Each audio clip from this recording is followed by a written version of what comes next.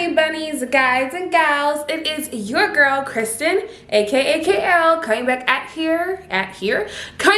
you here with a new video. I am so glad to be recording today, putting out some new content for you guys. So yeah. If you're new here, my name is Kristen. I'm a plus size advocate, and my whole channel is basically dedicated to being a plus size black woman, but I also do story times, fashion hauls, and other things of that nature as well.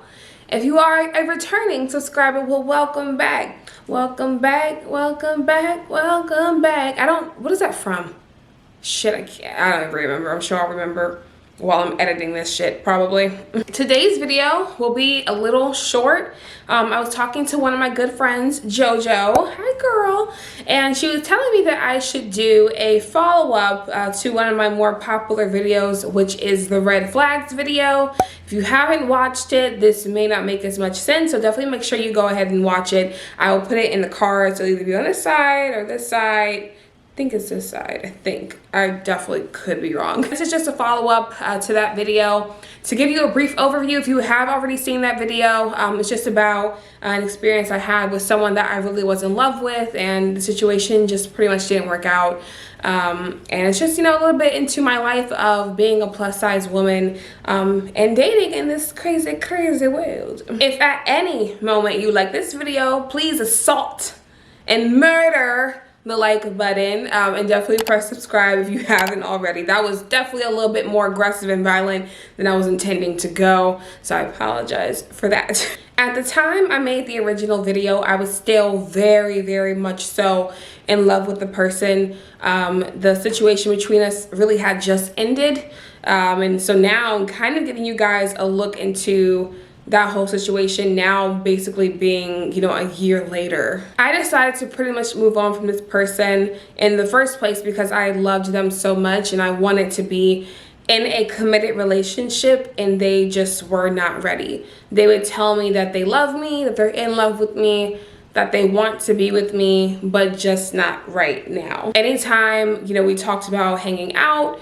it was always an excuse, but he only lived 10 minutes away. Yes, you heard me, 10 minutes away.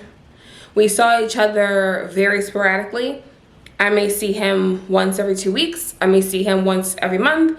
I may see him once every couple of months. So it was never the kind of ideal situation I wanted, especially because my love languages are quality time and words of affirmation, and I really wasn't getting much of either. So that's just to give you guys a little bit more background. And then also there were some other things like me letting him borrow money. There was a girl that was involved very briefly. So there were other things that were going on as well. But it's really enough when after about a year you keep asking someone to be with you and it's the same shit over and over and over.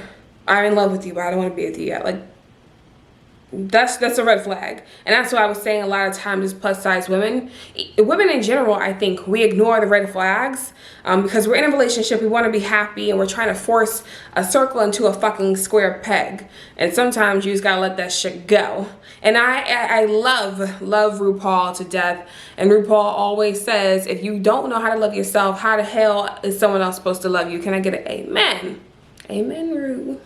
A couple of months after I decided to end things, which was about March, April 2020, a couple months later, he had reached out to me, and he basically told me that I'm the love of his life, that he wants to spend his life with me, you know, that he's officially ready to be in a relationship with me. And I'm like, well, where the hell is this coming from? Because when I wanted to be with you and I was all about you, you weren't ready. And he basically let me know that, oh, being in quarantine and, you know, being by himself for months, he's had time to think about what he wants and what's important to him and, you know, things like that. So he came to the conclusion that he finally wanted to be in a relationship with me. However, by that time, while I still loved this person, the trust that I have for this person had dwindled down to almost nothing. And again, while I love this person, that passion and that fire behind the love that I initially had for him really started to fan out. It started to die. It wasn't to say that I didn't still love him, because I think at the time I did. But I think after a while, especially after almost a year of trying to convince yourself that, you know, you wanted to be with this person, and then, you know, trying to get over the situation, they come back. Yeah. That all just goes to say, by the time he decided to come back, the connection for me wasn't as strong anymore. I had fought so fucking hard to be with this person for so long, and then they are in quarantine sitting by themselves for, you know, a month or 2 months, and now they decide that I'm the person they want to be with.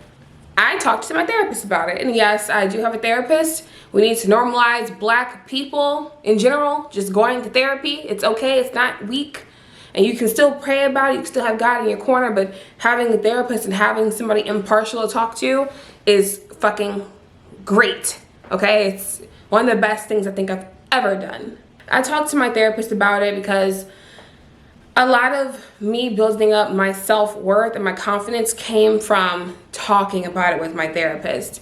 And I think speaking with her is one reason I finally got the balls, I guess, or the ovaries, to finally say I was done with the situation.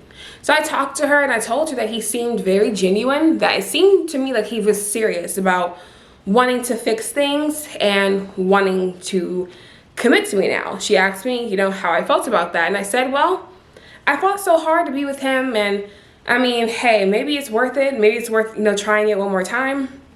And she said, well, is that what you want? I said, well, I don't think it would hurt. But also, you know, I did let her also know the feelings I had were not as strong as they used to be. So I decided to, of course, give it a shot. And obviously, if I'm making this update video, you probably guessed it didn't work out, okay, honey? It didn't work out. The same things were happening. He talked a much better game now, and it was all about, well, I want to be with you and I love you, but nothing changed. A couple of things stayed the same. I rarely saw him. We would hang out once every 2-3 months.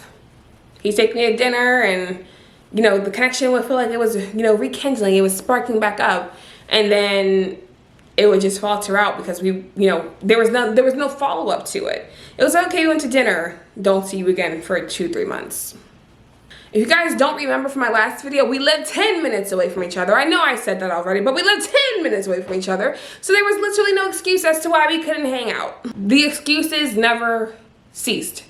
It would be some of the same excuses he always had, and then some new ones too, so that was fun.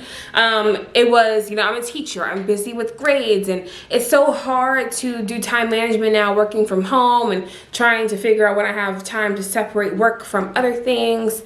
Then he started a grad program, so he's working on his master's, so he's like, I'm just so busy with that, and it's taking all my time away. Then he just started doing some video game streaming, which is awesome. If you're good at video games and you can make money doing that, that's definitely cool. But then it was like, oh, I'm busy doing that. So he would just say he was so busy doing all these things, and that's why we still couldn't spend time together. Mind you, honey bunnies, I would see shit on his Instagram, and I'm like, okay, so do you not have the time to hang out, or you just don't want to make the time to hang out with me? Because I could go on his story and see that he was hanging out with his friends at bars and shit on like the weekend. So we could have been hanging out if you really wanted to, but you didn't, so we did not. And it kind of pissed me off. He had his birthday, and so during 2020, when the quarantine first started, he had his birthday. He had a Zoom party, and he didn't plan the Zoom party. His friends did. And they like play games and drink and stuff like that, and I wasn't invited. I understood that we didn't really roll in the same circles, but I feel like if you're gonna do something for your birthday and I'm allegedly the person that you want to spend your life with, you should have been wanting me to be on that Zoom call. So I know that probably sounds stupid, but I just felt very excluded, and that made me feel really, really fucking strange, to be quite honest. More recently, he had another birthday. And so for my, you know, whole understanding, you're just so busy doing shit, but then I see that you and your friends went to like a hookah bar and wherever else for your birthday, and it was girls there. It was a guy that we both went to college together that I know for a fucking fact lives in Atlanta. So you're telling me your friend from Atlanta flew up to DC just to hang out with you for your birthday, but you didn't find it important to invite the person that you want to spend your life with.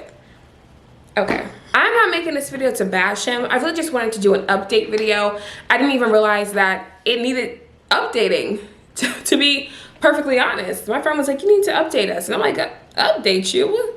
Well, ain't shit happen. It's the same thing that was already going on. That's not to say that he's a bad person or anything like that. I definitely still do care for him. But I think at some point you have to put yourself first. You have to figure out if you are willing to sacrifice your happiness for one situation. And I know a lot of the times, you know, like I said, as plus size women, I talk about this a lot in the first video, is I feel like sometimes we feel the need to settle because we feel like, well, will anybody else love me? You know, is it even worth leaving this situation to potentially find an equally shitty situation or even a more shitty situation? The truth is, no matter your size, no matter your skin color, no matter your height, no matter any of these things that make up our physical characteristics, you're a bad bitch. And you have to remember that. I don't care if, you know, you see yourself as a flawed person. Oh, you wish you didn't have a fupa. You wish you had longer hair. This is the wig. Clearly, it's a fucking wig. You know, you wish you could lose weight. You wish you could gain weight. You wish you were taller. You wish you were shorter. You have to embrace yourself the way you are. And of course, if there are things that you can change, like you actually can change it. Like if you say you want to lose weight and you're able to do so, then do it, for sure. I think you can love yourself and do that internally. You can love yourself the same way somebody else can love you. So just remember that, guys. I'm really glad I could do just a quick update. If you liked this video, again, just tear that like button up. You know what I'm saying? Tear that like button up. Definitely click subscribe. And like I said, I was going to make this a very short video. I love you, honey bunnies, to the moon and back. That will never change. If you did like this video, and again, you like plus size content, fashion hauls, story times, anything like that, make sure you go ahead and click the subscribe button before you go. I was so happy to see you guys. I can't wait to see you again. And definitely take care. Love you guys so much.